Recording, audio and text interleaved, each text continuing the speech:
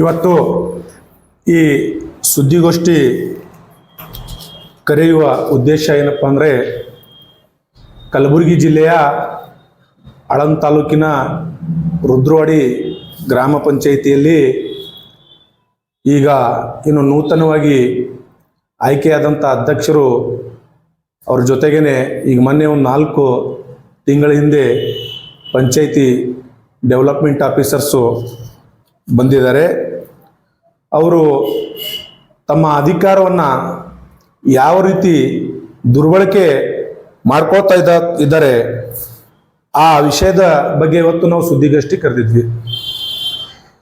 ಈಗ ಮೊನ್ನೆ ಮಹಾತ್ಮ ಗಾಂಧಿ ಉದ್ಯೋಗ ಖಾತ್ರಿ ಯೋಜನೆ ಅಡಿಯಲ್ಲಿ ತೆರೆದ ಬಾವಿ ಅಂತಕ್ಕಂಥ ಒಂದು ಸ್ಕೀಮ್ ಬಂದಿತ್ತು. ಆ ತೆರೆದ ಬಾವಿ ಸಾಮಾನ್ಯ ಸಭೆ ಗ್ರಾಮ ಪಂಚಾಯಿತಿಯಲ್ಲಿ ಕರೆದು ಎಲ್ಲ ಸದಸ್ಯರ ಒಂದು ಅಪ್ಪಣೆ ಮೇರೆಗೆ ಚರ್ಚೆ ಮಾಡಿ ಸೂಕ್ತವಾದಂಥ ಫಲಾನುಭವಿಗೆ ಆ ತೆರೆದ ಬಾವಿ ಹಂಚಬೇಕಾಗಿತ್ತು. ಆದರೆ ಆ ರೀತಿಯವರು ಅಧ್ಯಕ್ಷರು ಮತ್ತು PD ಅವರು ಆ ರೀತಿ ಮಾಡಿಲ್ಲ.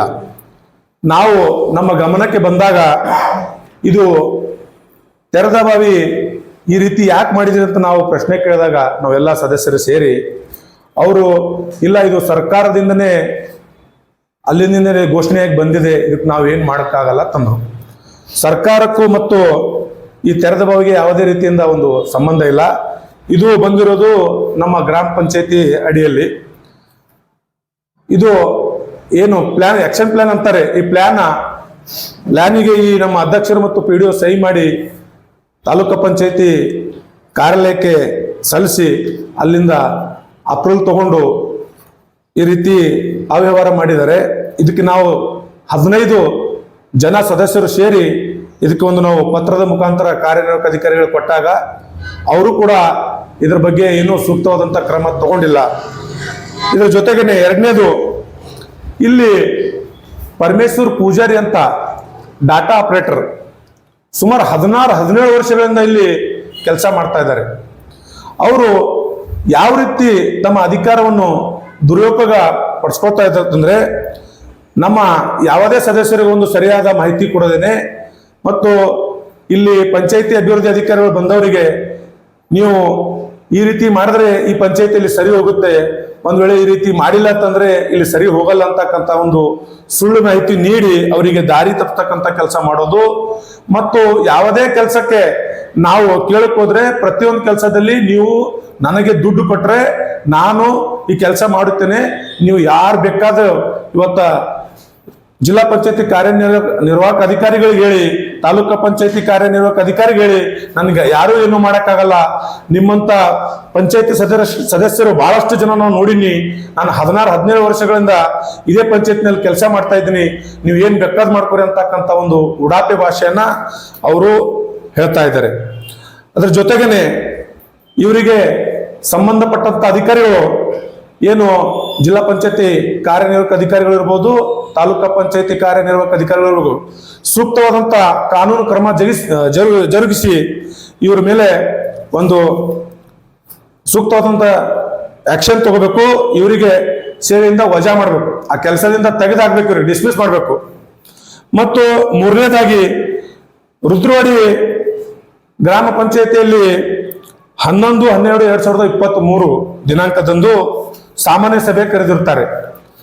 ಆ ಸಭೆಯಲ್ಲಿ ತಾಲೂಕು ಪಂಚಾಯತಿ ಕಾರ್ಯಾಲಯದಿಂದ ಅಪ್ರೂವಲ್ ತಗೊಂಡು ಅದು ಇವತ್ತು ಅಪ್ರೂವಲ್ ಆಗಿದೆ. ಇದು ನೀವು ಯಾವ ಸದಸ್ಯರಿಗೂ ಕೂಡ ಗಮನಕ್ಕೆ ತಂದಿಲ್ಲ. ಯಾಕೆ ತಂದಿಲ್ಲ ಅಂತ ಕೇಳಿದ್ರೆ, ಇಲ್ಲ ನಾವು ತಂದಿದ್ದೀವಿ ಹೆಂಗಾಗಿತ್ತು ಉಡಾಪೆ ಭಾಷೆಯನ್ನ ಇವರು ಅಭಿವೃದ್ಧಿ ಅಧಿಕಾರಿಗಳು ಹೇಳ್ತಾ ಇದ್ದಾರೆ. ಇದ್ರ ಬಗ್ಗೆ ಕೂಡ ಸೂಕ್ತವಾದಂತ ತನಿಖೆ ಮಾಡಿ ಇವ್ರ ಮೇಲೆ ಕಾನೂನು ಕ್ರಮ ತಗೋಬೇಕಾಗಿ ಈ ಸುದ್ದಿಗೋಷ್ಠಿ ಮುಖಾಂತರ ನಾನು ಕೇಳ್ಕೊಳ್ತೇನೆ. ಅದರ ಜೊತೆಗೆ ಇನ್ನೊಂದು ವಿಷಯ ಏನಪ್ಪಾ ಅಂತಂದ್ರೆ, ರುದ್ರವಾಡಿ ಗ್ರಾಮ ಪಂಚಾಯತಿ ಅಧ್ಯಕ್ಷರಾದ ಶ್ರೀಮತಿ ಲಲಿತಾಬಾಯಿ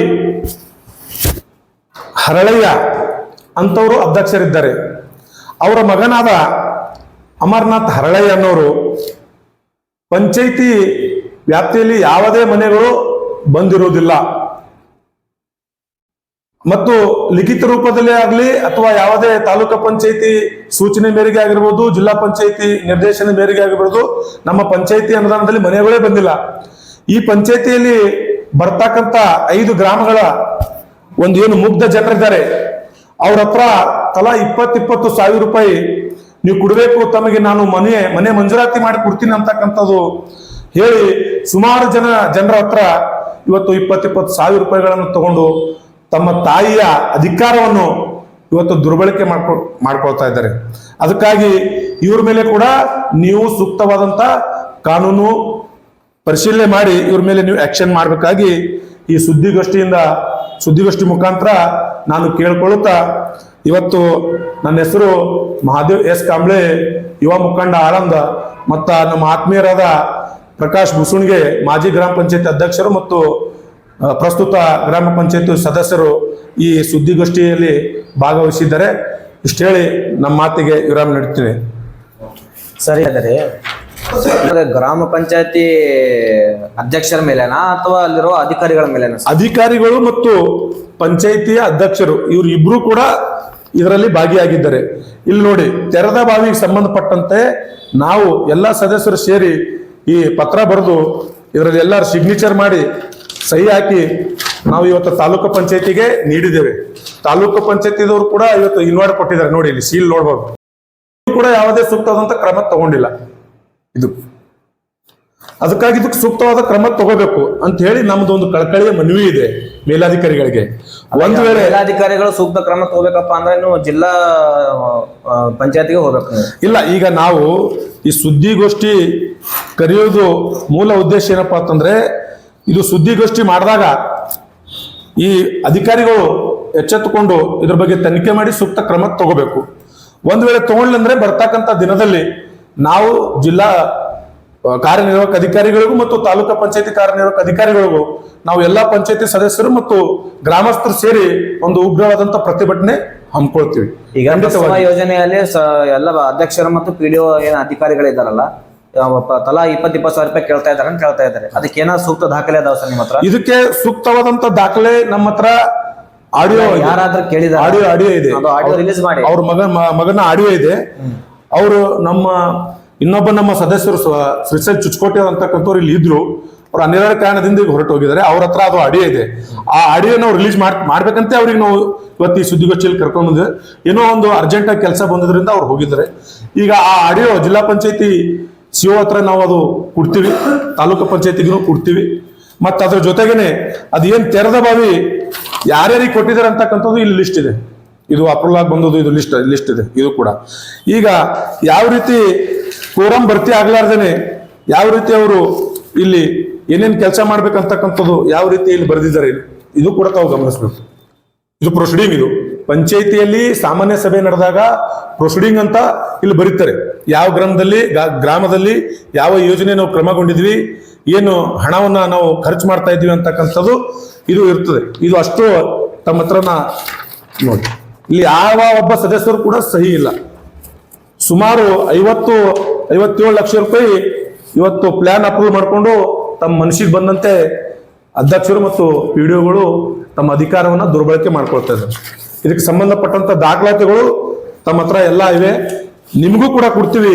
ಮತ್ತ ಈ ಸಂಬಂಧಪಟ್ಟಂತ ಅಧಿಕಾರಿಗಳು ಕೂಡ ನಾವು ಈ ದಾಖಲಾತಿಗಳನ್ನು ಕೊಡ್ತೀವಿ. ಇದೇನು ರಾಜಕೀಯ ಉದ್ದೇಶದಿಂದ ಮಾಡ್ತಾ ಇದ್ದಾರಾ ಅಥವಾ ಸಾರ್ವಜನಿಕರ ಉದ್ದೇಶದಿಂದ ಮಾಡ್ತಾ? ಇಲ್ಲ ಸರ್, ಇದರಲ್ಲಿ ಖಡಾಖಂಡಿತವಾಗಿ ತಮ್ಗೆ ಹೇಳ್ಬೇಕಂತಂದ್ರೆ ರಾಜಕೀಯ ಉದ್ದೇಶ ಇರ್ಲಿ ಏನೂ ಇಲ್ಲ. ಸಾರ್ವಜನಿಕರಿಗೆ ಉಪಯೋಗ ಆಗ್ಬೇಕು. ಗ್ರಾಮ ಪಂಚಾಯತಿ ಮಟ್ಟದಲ್ಲಿ ಬರ್ತಕ್ಕಂಥ ಸರ್ಕಾರದ ಅನುದಾನವನ್ನು ಒಳ್ಳೆ ರೀತಿಯಲ್ಲಿ ಎಲ್ಲ ಗ್ರಾಮಸ್ಥರಿಗೆ ಮತ್ತು ಎಲ್ಲ ಗ್ರಾಮಗಳಿಗೆ ಇವತ್ತು ಉಪಯೋಗ ಆದ್ರೆ ಒಳ್ಳೇದಂತಕ್ಕಂಥ ಭಾವನೆ ಇಟ್ಟುಕೊಂಡು ನಾವು ಈ ಸುದ್ದಿಗೋಷ್ಠಿ ಕರಿತಾ ಇದ್ವಿ. ಸುಮಾರು ಸಲ ನಾವು ಅವರಿಗೆ ಅಧಿಕಾರಿಗಳಿಗೆ ನಾವು ಪತ್ರದ ಮುಖಾಂತರನೂ ಕೊಟ್ಟಿದ್ವಿ ಮತ್ತು ಮೌಖಿಕವಾಗಿನೂ ಹೇಳಿದ್ವಿ. ನೋಡಿ ಸರ್, ಈ ರೀತಿ ಮಾಡಬೇಡಿ. ಒಂದು ಒಳ್ಳೆ ಇಡೀ ತಾಲೂಕಿನಲ್ಲೇ ಬಹಳ ದೊಡ್ಡದಾದಂತ ಪಂಚಾಯತಿ ನಮ್ಮದು, 25 ವಾರ್ಡ್ ಇರ್ತಕ್ಕಂಥ ಗ್ರಾಮ ಪಂಚಾಯತಿ ನಮ್ಮ ರುದ್ರವಾಡಿ. ಈ ಎಷ್ಟೇ ಸಲ ಹೇಳಿದ್ರು ಕೂಡ ಅವರು ಇದಕ್ಕೆ ಕ್ಯಾರೆ ಅಂತಕ್ಕಂಥ ರೀತಿಯಲ್ಲಿ ಮಾಡೋದ್ರಿಂದ ಇವತ್ತು ಸಾರ್ವಜನಿಕರಿಗೆ ಗಮನಕ್ಕೆ ತರಬೇಕು, ಇಲ್ಲಿ ಯಾವ ರೀತಿ ಇವರ ಅಧಿಕಾರವನ್ನ ದುರ್ಬಳಕೆ ಮಾಡ್ಕೊಳ್ತಾ ಇದ್ದಾರೆ ಅಂತಕ್ಕಂಥ ಒಂದು ಉದ್ದೇಶ ಇಟ್ಕೊಂಡು ಈ ಸುದ್ದಿಗೋಷ್ಠಿ ಕರೆದಿದ್ದೀವಿ. ಇದರಲ್ಲಿ ಯಾವುದೇ ರಾಜಕೀಯ ಇಲ್ಲ ಅಂತ ನಾನು ಸ್ಪಷ್ಟಪಡಿಸ್ತೇನೆ. ಅದು 15ನೇ ಹಣಕಾಸಿನ ಅಡಿಯಲ್ಲಿ ಬರ್ತಕ್ಕಂಥ 56 ಲಕ್ಷ ರೂಪಾಯಿ ಯಾವ ಒಬ್ಬ ಸದಸ್ಯರ ಗಮನಕ್ಕೆ ತರದೆ. ವೀಕ್ಷಕರೇ, ಈ ವಿಡಿಯೋ ನಿಮಗೆ ಇಷ್ಟ ಆಗಿದ್ರೆ ಈ ಕೂಡಲೇ ಸಬ್ಸ್ಕ್ರೈಬ್, ಕಮೆಂಟ್, ಲೈಕ್ ಮಾಡಿ ಹೊಸ ವಿಡಿಯೋಗಳನ್ನು ಮಾಡಲು ಬೆಂಬಲವನ್ನು ನೀಡಿ.